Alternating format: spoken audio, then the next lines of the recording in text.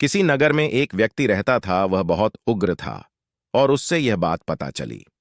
एक दिन वह बुद्ध जी के पास आया और दुखी मन से बोला, बुद्ध जी, मैं बहुत आलसी हूं और अपने आलसपन के कारण मेरा कोई भी काम सही समय पर नहीं होता और न ही ठीक से कर पाता हूं। मेरे घर में सभी परेशान हैं। कृपया बताएं मैं क्या करूं। बुद्ध जी की प्रशंसा और बोले, तुम कैसे पता कि तुम आलसी हो और किस प्रकार का आलस्य है तुम। किसी ने मुझे यह कहा तो ठीक से नहीं पता कि आलसी में क्या होता है, लेकिन यह भी बहुत बुरा है। बुद्ध जी ने कहा था कि आलस्य एक मानसिक स्थिति है जो एक विचार है। भाव वह है जो मनुष्य अपने अंदर स्थापित करता है। मनुष्य को दो प्रकार से आलसिया होता है, शारीरिक और मानसिक। शारीरिक आलस्य का कारण भोजन है। जब हम ऐसा भोजन करते हैं जिसमें खुद का कोई जीवन नहीं है तो शरीर के लिए बोझ बन जाता है और फिर यह अलसी पैदा होती है, क्योंकि हमारा शरीर भोजन से मिलने वाली ऊर्जा पर आधारित है। जैसा भोजन हम इसे देते हैं वह है ऊर्जा, ऊर्जा देता है। इसलिए अलसी से बचना हो तो आराम और आसानी से पचने वाला भोजन करो, जो प्राकृतिक रूप से हम चाहते हैं। शारीरिक स्तर पर ही दूसरा कारण है, सही से ना सोना, सही से ना सोना और सही से ना चलना। बुद्ध जी ने आश्रम के भिक्षुओं की ओर संकेत किया और कहा कि इन भिक्षुओं को ध्यान से देखो। विश्राम, विश्राम और लेटने में संतुलन है। जब ये चलता है तो इन दोनों के बीच में गड़बड़ी होती है। पेट होता है तो ऊपर की ओर और रीढ़ की हड्डियां बिल्कुल सीधी होती हैं। जब लेटते हैं तो शरीर बिल्कुल स्थिर और तनाव रहित होता है, जिससे वे आरामदायक और गहरी नींद लेते हैं। किसी ने बोला, पर्याप्त नींद नहीं चाहिए। बुद्ध बोले, कम ना अधिक।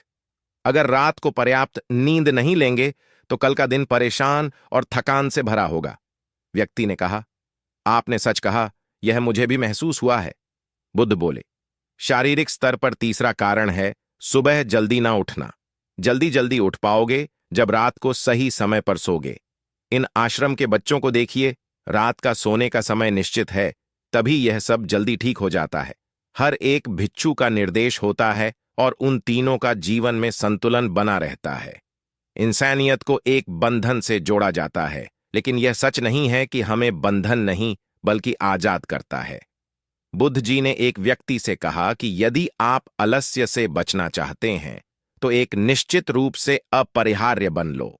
व्यक्तिगत रूप से बोला गया, लेकिन इमरजेंसी से कहां से करे? चलने से, बैठने से, लेटने से या सुबह जल्दी आरंभ से?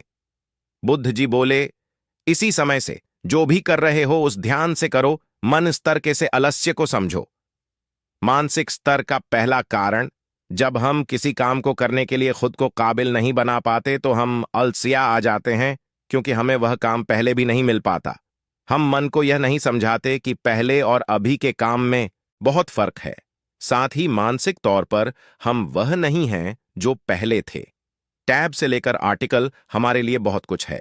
मानसिक रोग से बचना है तो खुद पर विश्वास करना सीखो। मानसिक स्तर पर दूसरा कारण है अलसी और छोटी सोच वाले संवाद के साथ रहना।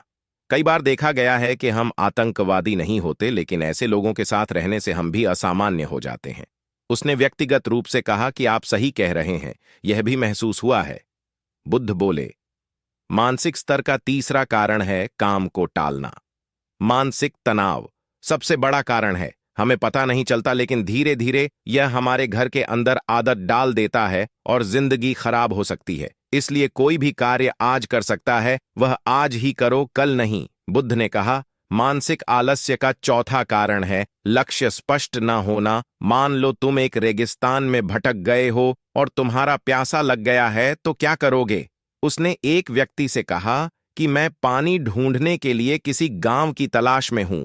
बुद्ध बोले, अगर गांव नहीं मिला तो क्या करोगे? उसने व्यक्तिगत रूप से बोला, तो भी दोबारा पढ़ने का प्रयास करेगा, क्योंकि मेरे पास और कोई विकल्प नहीं। बुद्ध बोले, जब किसी के पास स्पष्ट लक्ष्य ना हो, अगर सुबह सुबह व्यायाम नहीं कर पा रहे हैं तो फिर व्यायाम करना क्यों जरूरी है?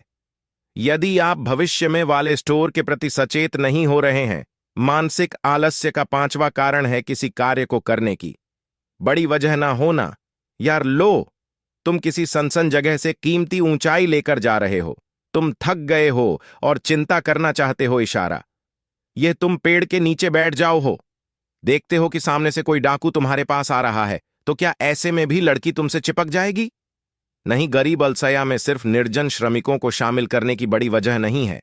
बुद्ध ने कहा कि मेरी बात ध्यान से सुनो, जहां स्पष्टता है और कार्य करने की बड़ी वजह, वह आलस्य हो ही नहीं सकती। वह व्यक्ति गौतम बुद्ध से बोला, मुझे आलस्य का सारा खेल समझ आ गया।